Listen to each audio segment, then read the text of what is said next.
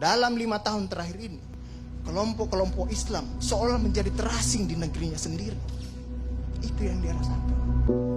Berapa ulama yang berjuang mendirikan republik ini? Indonesia 80% penduduknya umat Islam. Tidak pernah meminta 80% hasil sumber daya alam yang dikuasai negara untuk umat Islam. Gak ada yang dia minta. Ada gak dia minta? 80% umat Islam penduduk Indonesia tidak pernah meminta 80% APBN untuk umat Islam. Gak ada yang dia minta. Sederhana permintaan umat Islam. Dia mau berdialog sama Tuhannya. Dia mengingatkan umatnya akan kebaikan. Yang tidak hanya mengajarkan doa makan dan doa minum, tapi juga cara memilih pemimpin. Itu kira-kira. Nah, inilah ketegangan-ketegangan.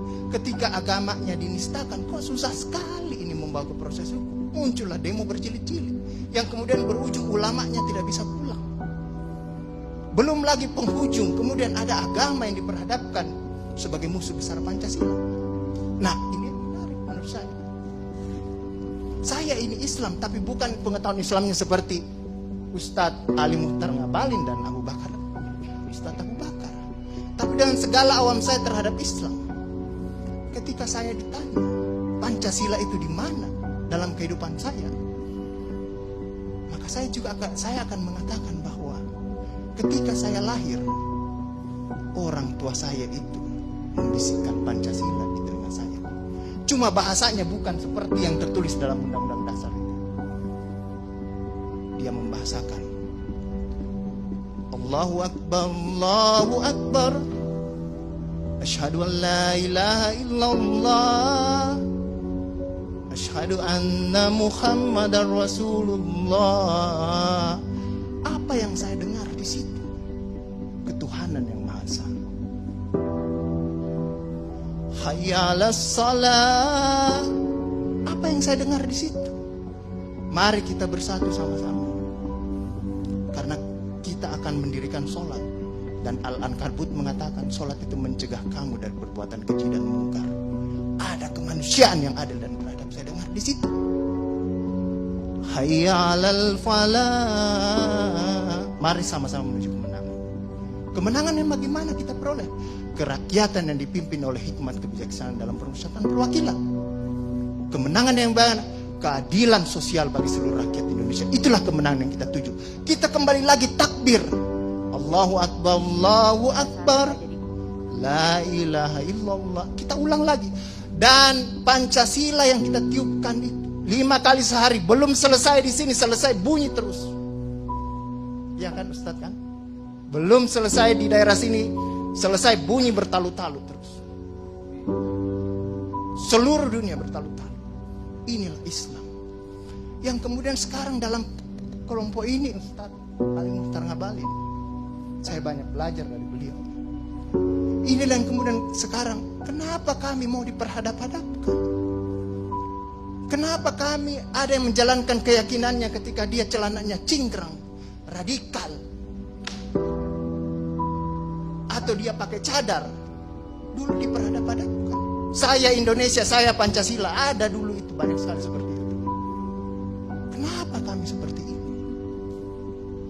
Sekarang, akhirnya sekarang semua orang disuruh pakai cadar. Inilah kemudian rentetan yang membuat istilah tadi Ustadz Abu Bakar, kok paranoid sekali dengan undang-undang HIP ini. Ada luka. Ada luka yang tadinya sudah mulai mengering, dilupakan. Tapi tiba-tiba ini kemudian dikhawatirkan.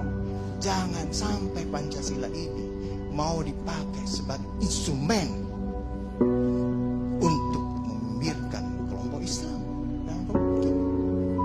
Apalagi kalau kita baca RUU-HIP itu, memegang kekuasaan pembinaan ideologi Pancasila ada sama presiden. Saya juga baca-baca sekilas tadi. Kok di situ ditulis pendidikan nasional menurut undang-undang ini itu berubah. Tujuan pendidikan nasional oleh Undang-Undang Dasar mengatakan bahwa beriman, bertakwa, berakhlak mulia. Di sini diciptakan pendidikan nasional itu bertujuan untuk menjadi tenaga ahli dan terampil. Ini kan mau dikasih jadi tukang ini bagi kapitalis kalau seperti itu berpikirnya. Nah, inilah yang kemudian yang dirasakan oleh kelompok-kelompok Islam dalam perspektif perjalanan konstitusional kita, bahwa ada yang tidak adil dilakukan oleh kekuasaan. Kelompok Islam selama ini tadi yang saya katakan tidak pernah meminta apa-apa. Paling jauh kelompok-kelompok Islam mungkin dapat honor dari negara.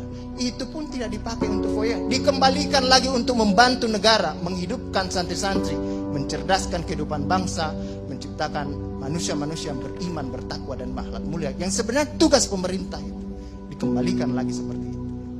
Itulah yang kemudian mulailah sekarang kelompok Islam sangat hati-hati kalau kemudian Pancasila ditiupkan terus, seolah-olah ini mau dijadikan instrumen untuk memarjinalkan Pancasila.